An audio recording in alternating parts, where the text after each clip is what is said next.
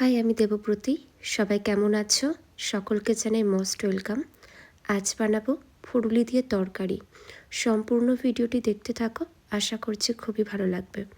দেখো, কড়াতে পেঁয়াজ কুচনো দিয়ে দিয়েছি, হালকা করে ভেজে নিলাম। তারপরে দিয়ে দিলাম রসুন, আদা, সমস্তটা হালকা করে ভেজে নিতে হবে।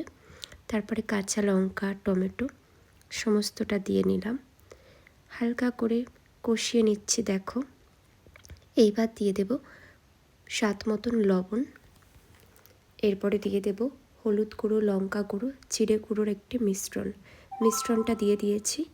এবার ভালো করে একটু কষিয়ে নিচ্ছি। দেখো, প্রায় কষানো কমপ্লিট হয়ে গিয়েছে। এবার দিয়ে দেব সেদ্ধ করে রাখা আলুগুলো দিয়ে দিলাম। এগুলো দিয়ে একটু নাড়াচাড়া করে জল দিয়ে দিলাম। আর কিছুক্ষণ রাখবার পর যখন ঝোলটা ফুটে উঠেছে তখন দিয়ে দিলাম বাজার থেকে কিনে আনা ফুরুলিগুলো। দেখো, আমার রান্না প্রায় কমপ্লিট। এবার দিয়ে দিচ্ছি অল্প পরিমাণে গরম মশলা, তার আগে দিয়ে দিয়েছিলাম ধনেপাতা। এইভাবে অবশ্যই বাড়িতে ট্রাই করবে, খুবই ভালো লাগবে। চলো, টাটা।